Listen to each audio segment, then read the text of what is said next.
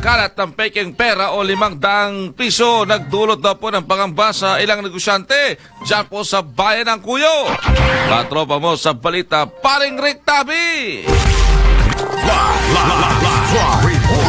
Ilang negosyante sa bayan ng Kuyo ang nagpahayag ng pangamba kaugnay sa umano'y pagkalat ng piking pira sa kanilang lugar. Batay sa pahayag ng ilang negosyante, nakatanggap umano sila ng piking pira na 500 mula sa ilang mamimili na kung saan nga kalaunan na pag-alaman na hindi pala tunay ang mga ito na nagdulot ng pagkalugi sa kanilang mga negosyo. Dahil dito, pinaalalahanan ng mga may-ari ng tindahan at maging ang publiko na maging mas mapanuri sa pagtanggap ng pira. Samantala, nananawagan naman ang mga apektadong negosyante sa mga kinukulang ahensya na agad imbestigahan ang insidente upang matukoy ang pinagmula ng umano'y piking pira at maiwasan ang patuloy na panlilinlang. Kaugnay nito, kamakailan lamang may napulot ding piking 500 sa kanal malapit sa Kuyo Food Park. Yan ang balitang hatid sa inyo ng Santom Plus Coffee Mix na kapag kape ka na, ginagamot ka pa. Mabibili sa Yesto Health Clinic sa buong lalawigan. Mula dito sa bayan ng Kuyo, Rick Tabi, XCP News.